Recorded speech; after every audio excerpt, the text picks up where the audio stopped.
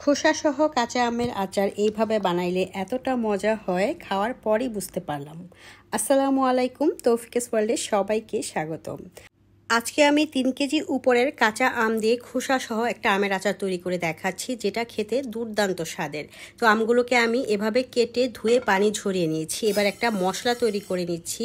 প্রথমে ধনিয়া একটু হালকা তেলে নিয়েছি, তারপর শুকনা মরিচ, মৌরি, মেথি, জিরা, লবঙ্গ, গোলমরিচ, তেজপাতা। তো এগুলো সব কিছু দিয়ে হালকা আঁচে আমি ভেজে নেব। খুব বেশি আঁচ বাড়ানো যাবে না, এতে করে কালার নষ্ট হয়ে যাবে। ঠান্ডা হওয়ার পর আমি ব্লেন্ডারে গুঁড়া করে নিয়েছি। চুলায় একটা কড়াইতে সরিষার তেল পরিমাণ মতো গরম হতে দিয়েছি।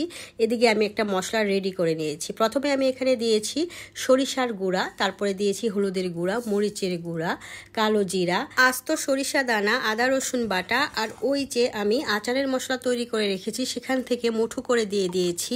আর কড়াইতে যে সরিষার তেল গরম হতে দিয়েছিলাম সেখানে বেশ কিছু রসুনের কোয়া দিয়ে গোল্ডেন ব্রাউন কালার করে ভেজে তেল সহ আমি এই মশলাটার মধ্যে দিয়ে দিচ্ছি।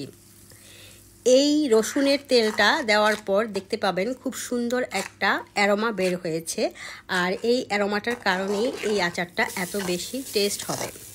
এবার চুলায় একটি হাঁড়ি দিয়েছি যেটায় আচার রান্না করব, আর সেই যে আমি মশলাটা রেডি করে নিয়েছি সেই মশলাগুলো আমি দিয়ে দিয়েছি। তারপর এখানে 1 কাপের মতো চিনি দিয়েছি, পরিমাণ মতো লবণ দিয়েছি। এবার একটু নেড়েচেড়ে কষিয়ে নেব। কিছুক্ষণের মধ্যেই দেখা যাবে নাড়ানাড়ি করার ফলে চিনির এবং লবণের পানি ছেড়ে দিয়েছে। তখন ওই যে সরিষার তেলটা গরম করেছি বাকি অংশটা আমি দিয়ে দেব এবং সুন্দর করে নেড়ে চেড়ে নেব। একটু ঢেকে ভালো করে কষিয়ে নেব। দেখতে পাচ্ছেন কত সুন্দর একটা কালার আসছে, খুব সুন্দর করে মশলাটা কষানো হয়ে গিয়েছে। এবার সেই যে আগে থেকে আমগুলোকে কেটে ধুয়ে একদম পানি ঝরিয়ে রেখেছিলাম সেগুলো আমি দিয়ে দিয়েছি, আরও কিছু রসুনের কোয়া দিয়েছি। এবার নেড়ে চেড়ে খুব ভালো করে মিক্সড করে নেব। এই আমের আচারটা তৈরি করার জন্য আমগুলোর আটি থাকতে হবে, তা না হলে দেখা যাবে চুলায় দেওয়ার কিছুক্ষণের মধ্যেই গলে গিয়েছে। তাই একটু আটি হলে এই আমের আচারটা সুন্দর হয়। ঢেকে আমি কিছুক্ষণ রান্না করব। অল্প কিছুক্ষণের মধ্যেই দেখা যাবে যে আমগুলো সুন্দর মতো সিদ্ধ হয়ে গিয়েছে, সেই সাথে রসুনগুলাও কিন্তু সিদ্ধ হয়ে গিয়েছে। উপরে তেল ছেড়ে দিয়েছে, কালারটা কিন্তু খুব সুন্দর আসছে, সেই সাথে অ্যারোমাটা সেই আসছে।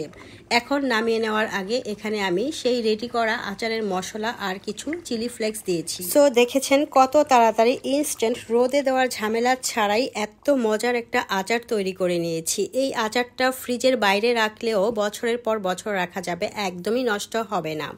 একটু ভিনেগার দিয়ে নিয়েছি, যাদের মনে সন্দেহ থাকে যে আচার নষ্ট হয়ে যেতে পারে সেই জন্য। বাট ভিনেগার ছাড়াও কিন্তু আচারটা ভালো থাকবে, কেননা এখানে আমি আচারের উপরে তেল রেখেছি। সো দেখতে পাচ্ছেন আচারের লুকটা কতটা লোভনীয় আসছে। টক আচারে সবসময় একটু ব্যালেন্স করার জন্য চিনি দিবেন, এতে করে দেখবেন আচারের ঘ্রাণ এবং টেস্ট কতটা বেশি হয়। আপনার অজান্তে কেউ যদি এই আচার একবার খেয়ে থাকে তাহলে আপনাকে অবশ্যই খুঁজে বের করবে এই আচারের রেসিপির জন্য। সো আমি এখন ঠান্ডা হয়ে যাওয়ার পর আচারগুলোকে কাচের জারের মধ্যে ভরে দিচ্ছি। তো আমার আজকের আচারের রেসিপি কেমন ছিল কমেন্ট করে জানাতে পারেন। সব কিছুর সাথে এই আচারটা অনেক বেশি ভালো লাগবে।